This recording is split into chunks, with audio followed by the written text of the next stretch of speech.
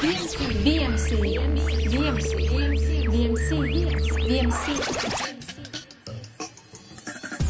economy, communication, technology, customer, community, network, social media. VMC, the Vasalari Media Channel. Just real quick, you're going to say two things. One thing, which is, what do you really want to hear from a partner when they're, or from a person when they're pitching you? In your case, a partner. That makes you pay attention. Say, I want to pay attention to this guy. Work on this. What's the number one thing that turns you off? That says, this is a waste of my time. Well, mostly the startups are coming to large companies that they want to partner with, and they see the advantage that this large company is bringing to them. And as a partner, I really want to see the business value that this startup company is bringing to me. It has to be a partnership. It's giving for both sides, it's taking for both sides, and being successful for both sides. But it's not a one-way partnership. That's not going to end up. Okay, so I want you guys to all really be really blunt. So Patrick, what you said to me is, if they don't make me money, if Sun's in to sell more gear, I don't want to talk to them. Be that blunt. Let's tell these guys what it's really like. Yeah. First, I doesn't know all these people. Can you just give Say a who you are. introduction? Yeah. So, Axel is a venture capital firm with altogether, I think, over $5 billion under management. And say who you are, Simon. It's $500 million. My name's Simon Levine. I'm a partner there. So I mentioned earlier that lack of ambition was a real turn-off, so I won't mention that again. Assuming someone's got the right ambition, then the next important thing for me is that they have a really clear blueprint of how they're going to execute against that. So there needs to be a kind of very crystallized vision of how they're going to execute, and a humility that things that could go wrong in that process, and a recognition that there's going to be some twists and turns, but they think they can find their way through. So if they lack that blueprint, even if it's a wonderful idea, that's typically a reason to pass. Okay, you're going to have to be Christopher. Max Niederhoff for Atlas Venture. What I really like is a kick-ass analogy. So the movie Jaws was pitched as, no, wrong. The movie Alien was pitched as Jaws in space. If you can do that for your company and understand very quickly what you're about, that's awesome. What I really don't like if someone's very low energy and doesn't come across as someone I can change the world with. Matt Marshall, VentureBeat. We cover news about innovation and the money behind it. This is great because we're definitely biased and different in terms of what we're looking for. I'm first of all looking for stealth companies that haven't been reported by Mike Butcher. There's a lot of companies that say, hey, look at my article written by Mike Butcher. Why don't you write about us too? I'm not going to write about it because it's already been written by Mike Butcher. Technology, I think that's the second one, is just having some secret sauce that is magical and that has a potential for a journey going forward. So Mike Butcher from TechCrunch. I'm not going to write about you. If you've been on VentureBeat, so come to me first.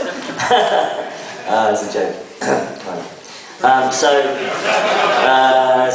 want you to give me a story that will put me on TechMeme for 40 days straight, and something like Britney buys Skype and merges with Twitter, something like that. That would be really great. Or then Twitter's like, oh god. Anyway, and the thing that turns me off is I would really like to echo Simon's earlier point. If you kind of come across really kind of a bit unenthusiastic about what you're doing, it's going to turn me off as well. You have a bit of passion. This is one thing I say about European startups is when they're pitching, often they kind of, and to be honest, to be fair, often it is because they're doing it in not their mother language. If they're doing it in English, perhaps they're not so confident, and that is fair. I totally take that on board. But just have, get your idea across, be succinct, be clear, have some passion. Yeah, I'm Carsten Rudolph with Microsoft, working with the Emerging Business Team. It's a worldwide institution where we actually work with startups on a global scale. I'm responsible for the German market. That's my role here. What I'd like to see is a good piece of technology combined with the hook or the connection or the smart connection to our products and offerings in a partnership. That's what I'd like to see. What I don't like to see is low ambition to grow, and also no smart ideas how we can jointly move forward.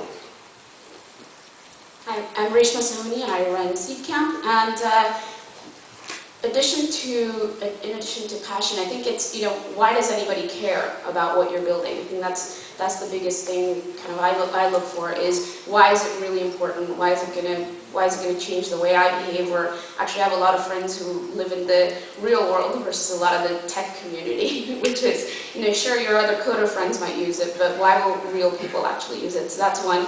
The other thing we really look for with Seed Camp, because we put in money so early behind teams that are only about 2 or 4 people that are at the prototype stages, being able to take feedback. So I find a lot of people are nodding their heads but aren't really listening, and a lot of what we do is actually put entrepreneurs with mentors, and so taking feedback is really important. Okay, we're gonna keep going.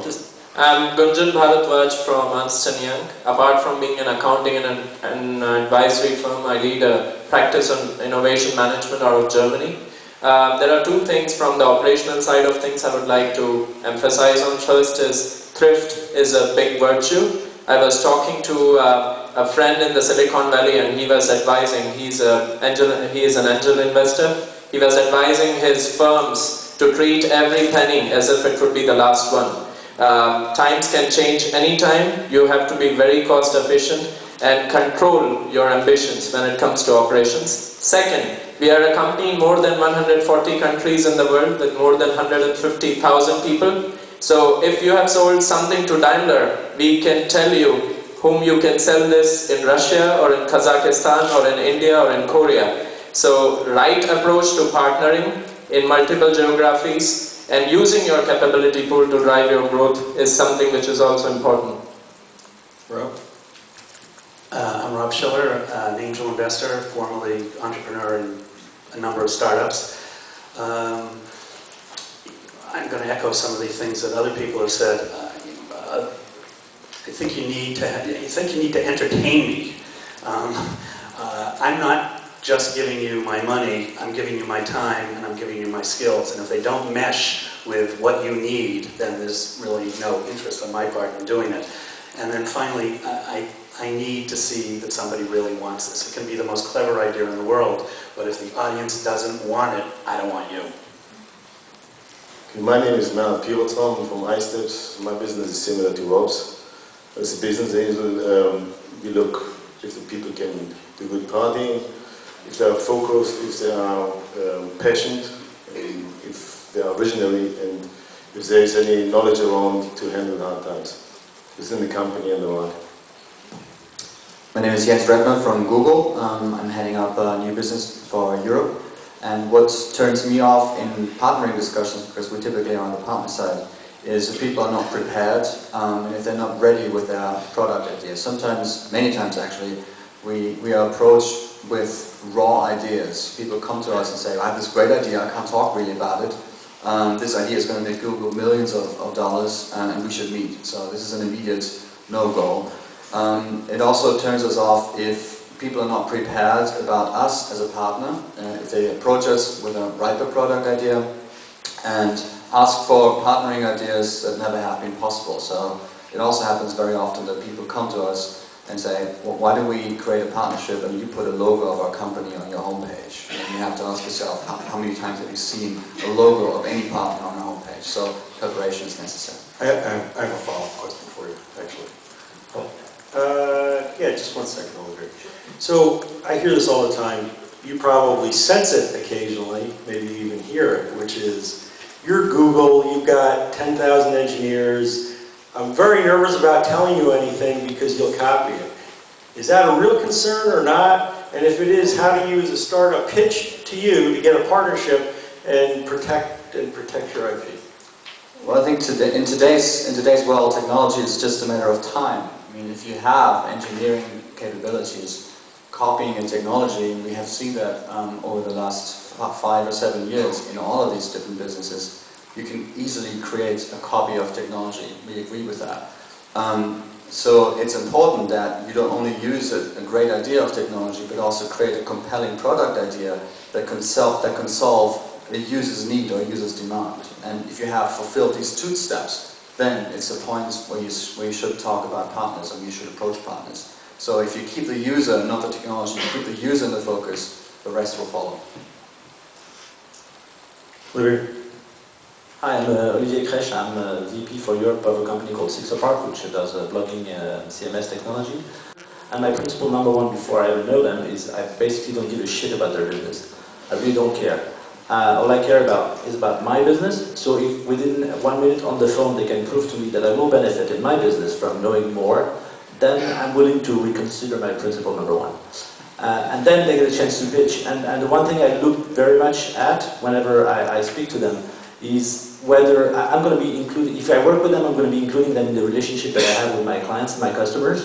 And that's the most valuable thing that I have as a business. And therefore I will be very cautious. I really need to enter a trusting relationship to the fact that within the short term, but also in the long run, they will bring additional value and they will keep on bringing additional value. I don't want them to come into this relationship and vanish within 6 months because they've gone bankrupt or because their product sucks, and it will then jeopardize my business. That's the one main thing I want to be sure about, is real trust from a technological standpoint, from a business standpoint.